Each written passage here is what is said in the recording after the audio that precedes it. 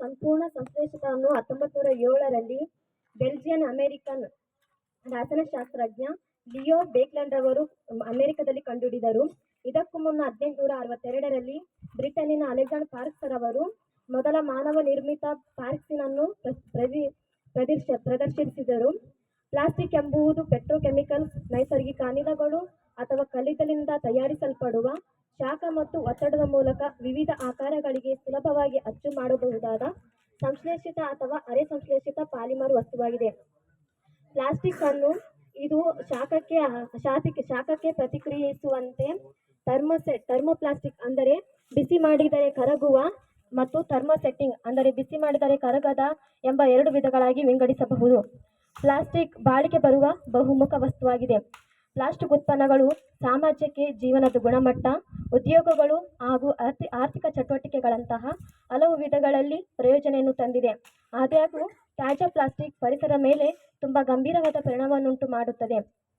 Plastic ತ್ಯಾಜ್ಯ ಇದು ಜೈವಿಕ ವಿಘಟನೀಯವಲ್ಲ ಎಂಬ ಅಂಶದ ದೃಷ್ಟಿಯಿಂದ ಇದು ವಾತಾವರಣದಲ್ಲಿ ಹೆಚ್ಚು ಕಾಲ ಉಳಿಯಬಹುದು ಮತ್ತು ಮಾನವನ ಆರೋಗ್ಯಕ್ಕೆ ಹಾಗೂ ಪರಿಸರಕ್ಕೆ ತುಂಬ ಅಪಾಯವನ್ನುಂಟು ಮಾಡುತ್ತದೆ. ನಮ್ಮ ಜೀವಿತಾವಧಿಯಲ್ಲಿ ಈ ಪ್ಲಾಸ್ಟಿಕ್ ಎಂಬುದನ್ನು ತೆಗೆದುಹಾಕುವ ಮಾರ್ಗವೇ ಇಲ್ಲದಂತಾಗಿದೆ. ಪ್ಲಾಸ್ಟಿಕ್ ಭಾರತವು ಎದುರಿಸುತ್ತಿರುವ ಅತ್ಯಂತ ದೊಡ್ಡ ಸವಾಲಾಗಿದೆ. ಪ್ರಸ್ತುತ ಪರಿಸ್ಥಿತಿ ಏನೆಂದರೆ, ಪ್ರತಿ ವರ್ಷ 56 ಲಕ್ಷ ಟನ್ಗಳಷ್ಟು ಕಸ ಸಂಗ್ರಹವಾಗುತ್ತದೆ. ಅಂದರೆ ಪ್ರತಿದಿನ 9205 ಟನ್ಗಳಷ್ಟು ಪ್ಲಾಸ್ಟಿಕ್ ಸಂಗ್ರಹವಾಗುತ್ತದೆ. ಸಮುದ್ರಗಳಲ್ಲಾಗಲಿ, ನದಿಗಳಲ್ಲಾಗಲಿ, ಪರ್ವತಗಳಲ್ಲಾಗಲಿ, ಖಾಲಿ ಬಯಲಿಗಳಲ್ಲಾಗಲಿ ಎಲ್ಲೆಡೆ ಪ್ಲಾಸ್ಟಿಕ್ ಪರಿಸರವನ್ನು ಹಾಳು ಮಾಡುತ್ತಿದೆ. ಜನರು ತಮ್ಮ ಅನುಕೂಲಕ್ಕಾಗಿ ದಶಕಗಳ ಹಿಂದೆ ಕಂಡುಹಿಡಿದ ಪ್ಲಾಸ್ಟಿಕ್ ಇಂದಿನ ದಿನಮಾನಗಳಲ್ಲಿ ಸಾಮಾಜಿಕ ಪಿಡುಗಾಗಿ ಮಾರ್ಪಾಡಾಗುತ್ತಿದೆ ಎಂದು ಹೇಳಿದರೆ ನಂಬಲು ಸಾಧ್ಯವಾಗುತ್ತಿಲ್ಲ. ಆದ್ದರಿಂದ ಪ್ಲಾಸ್ಟಿಕ್ ತ್ಯಾಜ್ಯದಿಂದ ಪರಿಸರಕ್ಕೆ ಆಗುತ್ತಿರುವ ಹಾನಿಯನ್ನು ಗಮನದಲ್ಲಿಟ್ಟುಕೊಂಡು ಪ್ಲಾಸ್ಟಿಕ್ ಅನ್ನು ಕಡಿಮೆ ಮಾಡುವ ಕ್ರಮಗಳನ್ನು ಕೈಗೊಳ್ಳುವುದು ಅನಿವಾರ್ಯವಾಗಿದೆ. ಪ್ಲಾಸ್ಟಿಕ್ ಅನ್ನು ಕಡಿಮೆ ಮಾಡಲು 3 ತತ್ವಗಳನ್ನು ಅನುಸರಿಸಬೇಕಾಗುತ್ತದೆ. ಮೊದಲನೆಯದು ಪ್ಲಾಸ್ಟಿಕ್ ಬಳಕೆ ಕಡಿಮೆ. ಪ್ಲಾಸ್ಟಿಕ್ ಅನ್ನು ಕಡಿಮೆ ಮಾಡಲು ಅತಿ ಪರಿಣಾಮಕಾರಿ ಮಾರ್ಗವೆಂದರೆ ಮೊದಲ ಸ್ಥಾನದಲ್ಲಿ ರಚಿಸುವುದು, ಕಡಿಮೆ ಮಾಡುವುದು ಹಾಗೂ ನಿರಾಕರಿಸುವುದು. ಪ್ಲಾಸ್ಟಿಕ್ ಬಳಕೆಯನ್ನು ಬಳಸಿದ ನಂತರ ಅದನ್ನು ಮರುಬಳಕೆ ಮಾಡುವುದು ಅತ್ಯುತ್ತಮವಾಗಿದೆ. ಪ್ರತಿದಿನ ಶಾಲೆಗೆ ಬರುವಾಗ ಪ್ರತಿಯೊಂದು ಮಗುವು ಪ್ರತಿ ವರ್ಷ ಪೌಂಡ್ಗಟ್ಟಲೆ ಕಸ ಉತ್ಪಾದನೆ ಮಾಡುತ್ತದೆ. ಪ್ಲಾಸ್ಟಿಕ್ ಬಳಕೆಯ ನಂತರ ಅದನ್ನು ಮರುಬಳಕೆ ಮಾಡುವುದು ಸಾಧ್ಯವಿದೆ. ಆದರೆ ಪ್ಲಾಸ್ಟಿಕ್ ಅನ್ನು ಮೊದಲ ಸ್ಥಾನದಲ್ಲಿ ರಚಿಸದಿರುವುದು ಇನ್ನೂ ಉತ್ತಮವಾಗಿದೆ. ಎರಡನೆಯದು ಮರುಬಳಕೆ. ಪ್ಲಾಸ್ಟಿಕ್ ತ್ಯಾಜ್ಯ ನಿರ್ವಹಣೆಯ ಎರಡನೆಯ ತತ್ವವೆಂದರೆ ಮರುಬಳಕೆ. ಇಂದು ನಾವು ಪ್ಲಾಸ್ಟಿಕ್ ಅನ್ನು ಕಡಿಮೆ ಮಾಡಲು ಹೆಚ್ಚಾಗಿ ಮರುಬಳಕೆಗೆ ಒತ್ತು ನೀಡಬೇಕಾಗುತ್ತದೆ.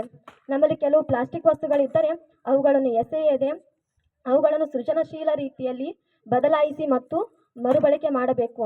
ನಮ್ಮಲ್ಲಿ ಕೆಲವು ಪ್ಲಾಸ್ಟಿಕ್ ಬಾಕ್ಸ್ಗಳಿದ್ದರೆ ಅವುಗಳಲ್ಲಿ ತೋಟಗಳಲ್ಲಿ ಹೂಗಳನ್ನು ನೆಟ್ಟು ಅವುಗಳನ್ನು ಬೆಳೆಸಬೇಕು. ಇದಲ್ಲದೆ ನಮಗೆ ಕೆಲವು ಉಪಯೋಗಕ್ಕೆ ಬಾರದಿರುವ ಪ್ಲಾಸ್ಟಿಕ್ ವಸ್ತುಗಳನ್ನು ಎಸೆಯದೆ ಬೇರೆಯವರಿಗೆ ಕೊಡಿ. ಏಕೆಂದರೆ ನಮಗೆ ನಿಷ್ಪ್ರಯೋಜಕ ಎನಿಸುವ ಕೆಲವು ಪ್ಲಾಸ್ಟಿಕ್ ವಸ್ತುಗಳು ಬೇರೆಯವರಿಗೆ ತುಂಬ ಸಹಾಯ ಮಾಡುತ್ತವೆ. ಮೂರನೆಯದು ಪ್ಲಾಸ್ಟಿಕ್ ಪರಿಸರ ಹಾಗೂ ಮಾನವನ ಮೇಲೆ ಬೀರುವ ಪರಿಣಾಮಗಳು. ಪ್ಲಾಸ್ಟಿಕ್ ಇದು ಜೈವಿಕ ವಿಘಟನೀಯವಲ್ಲ ಎಂಬ ಅಂಶದ ದೃಷ್ಟಿಯಿಂದ ಇದು ವಾತಾವರಣದಲ್ಲಿ ಹೆಚ್ಚು ಕಾಲ ಉಳಿಯಬಹುದು ಹಾಗೂ ಮಾನವನ ಆರೋಗ್ಯಕ್ಕೆ ಹಾಗೂ ಇನ್ನಿತರ ಜೀವಿಗಳಿಗೆ ತುಂಬ ಅಪಾಯವನ್ನುಂಟು ಮಾಡುತ್ತದೆ. ಪ್ಲಾಸ್ಟಿಕ್ ಇದು ಅಭಿವೃದ್ಧಿ ಹೊಂದುತ್ತಾ ಇರುವ ನಮ್ಮ ಭಾರತ ದೇಶಕ್ಕೆ ಅತ್ಯಂತ ದೊಡ್ಡ ಸವಾಲಾಗಿ ನಿಂತಿದೆ.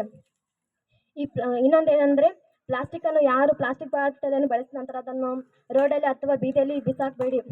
ಏಕೆಂದರೆ ಎಲ್ಲಾನು ತಿಳಿದಿರುವ ಮಾನವನೇ ಆ ರೀತಿ ಮಾಡಿದರೆ ಏನು ಅರಿಯದ ಪ್ರಾಣಿ ಅದನ್ನು ತಿಂದ ಮೇಲೆ ಅದನ್ನು ತಿಂದ ನಂತರ ಅದು ಹೊಟ್ಟೆಯಲ್ಲಿ ಜೀರ್ಣವಾಗುವುದಿಲ್ಲ, ಅದು ಹಾಗೆ ಉಳಿದುಕೊಳ್ಳುತ್ತದೆ.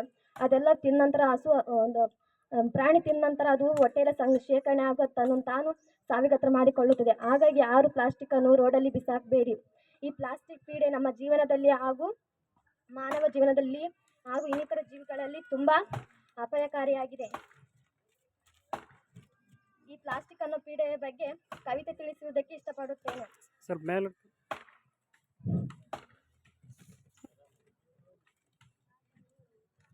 ಬಣ್ಣ ಬಣ್ಣದ ಪ್ಲಾಸ್ಟಿಕ್ ಚೀಲ ಬದುಕಿಗೆ ತಂದಿದೆ ದೊಡ್ಡ ಕೀಳು. ಸುಲಭದ ಬಳಕೆ ಮಣ್ಣಾಗದ ತ್ಯಾಜ್ಯ, ಭೂಮಿಯ ಉಸಿರೇ ನಿಂತಿದೆ ಅಜ್ಜಾಜ. ಸಾಗರ ಸೇರಿ ಮೀನುಗಳ ಸಾವು, ಮಣ್ಣಲ್ಲಿ ಸೇರಿ ಫಲವತ್ತತೆ ಸಾವು. ಪ್ರಾಣಿ ಪಕ್ಷಿಗಳ ಹೊಟ್ಟೆಯಲ್ಲಿ ಪ್ಲಾಸ್ಟಿಕ್, ನಮ್ಮದಿ ನಿರ್ಲಕ್ಷ್ಯ ಪರಿಸರಕ್ಕೆ ವಿಷದ ಹನಿ. ಕಾಗದದ ಚೀಲ, ಮಣ್ಣಿನ ಪಾತ್ರೆ ಬಳಸಿರಿ ಹಿಂದೆ ಕಾಪಾಡಿದಾತ್ರಿ. ಪ್ಲಾಸ್ಟಿಕ್ ಮುಕ್ತ ನಾಳೆಗಾಗಿ ನಾವೆಲ್ಲರೂ ಒಂದಾಗೋಣ ಜಾಗೃತಿಯಾಗಿ. ಪ್ಲಾಸ್ಟಿಕ್ ಬಳಕೆಯನ್ನು ಕಡಿಮೆ ಮಾಡಿ ಪರ್ಯಾಯ ವಸ್ತುಗಳನ್ನು ಬಳಸುವ ಮೂಲಕ ಭೂಮಿಯನ್ನು ಉಳಿಸೋಣ. ಬಣ್ಣದ ಭಿನ್ನ ಮಾಟದ ಪ್ಲಾಸ್ಟಿಕ್ ಭೂತ ಬಂತಮ್ಮ. ಚಿನ್ನರ ಆಟಿಗೆ, ಮನೆ ಸಾಮಾನಿಗೆ, ಕಾರಿಗೆ ಪ್ಲಾಸ್ಟಿಕ್ ಬೇಕಮ್ಮ. ಮೆಲ್ಲಗೆ ಎಲ್ಲರ ಮನೆಗೆ ನುಗ್ಗಿ ಬಿಟ್ಟಿದೆ ನೋಡಮ್ಮ. ಬಾಳಿನ ಹೆಜ್ಜೆ ಹೆಜ್ಜೆಗೂ ಹಕ್ಕು ಸ್ಥಾಪಿಸಿ ಬಿಟ್ಟಿದೆ ಕಾಣಮ್ಮ. ಎಲ್ಲೆಡೆ ತನಗೆ ಮಾನ್ಯತೆ ಕೊಡುಗೆ ಎನ್ನುವ ಸಂಭ್ರಮ ಅದಕ್ಕಮ್ಮ. ಇದರೊಡನಾಟ ಹೆಚ್ಚಲು ಕಾಟ ಕಾದಿದೆ ಜನಕ್ಕೆ ಕೇಳಮ್ಮ. ಪಟ್ಟಿನಿಂದ ದೂರ ಹಟ್ಟಲು ದಿಟ್ಟ ಮನಸ್ಸು ಬೇಕಮ್ಮ. ಪ್ಲಾಸ್ಟಿಕ್ ಭೂತ ಜಗದಿಂದೋಡಲು ಬಾಳು ಬಂಗಾರ ತಿಳಿಯಮ್ಮ. ಧನ್ಯವಾದಗಳು.